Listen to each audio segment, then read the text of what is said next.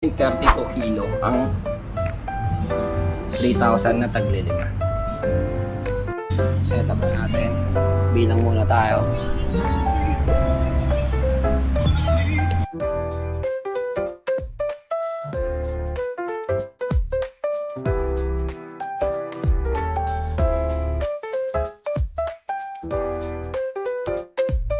Yan, may stock yung barya. Ibig sabihin, medyo basa-basa yung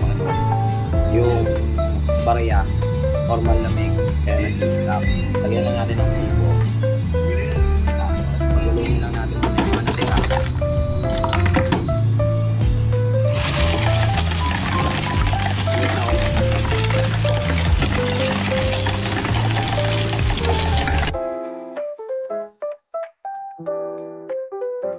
Tapos i-separate, bibilangin naman natin siya ng 5 sa isa. I mean,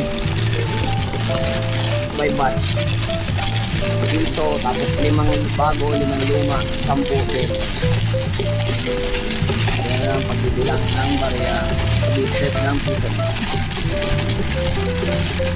So, sa sorter, ito lang talaga ang matrabaho. Kailangan mo i-separate yung 10 sa 5 luma. Kasi same size sila.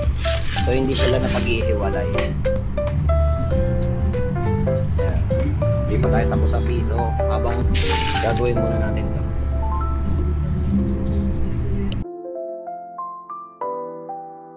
So, ito, sa isang ganitong bag, dapat sa piso, 2,000 siya. So, 2,000. Tapos sa 5 pesos, kung ibabag nyo siya, dapat 7,500. Tapos sa 10, 12,000. Sa 20, 10,000. Sa 20 pesos na points. As BPI yun hindi ko lang alam sa ibang bangko. So, ito, 3,010 isang ganito. Ay, 3,000 to. Pero ito yung 10. So, nakalagay dyan. 3,000. Subukan natin timbangin yung bagong 5 piso kung ilang kilo ba talaga siya. Dala tayo ng pambawas. Kasi syempre, may bigat din yan. So, ayan. Tignan natin kung ilang kilo siya. 12 grams. 12 grams yung pantimbang. So, patay lang natin para basahin niya 0-0 yung hindi tayo magbawas. So, 0-0 yan. Pag binawasan, negative 12. Lagay natin yung 3,000 na barya. So, ayan. 4 kilo, 4.32.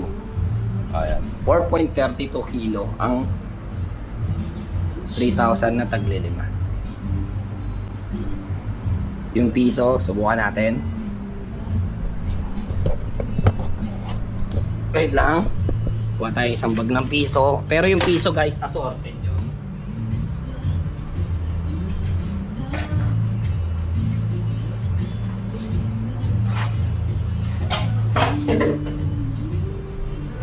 So guys, ito yung piso.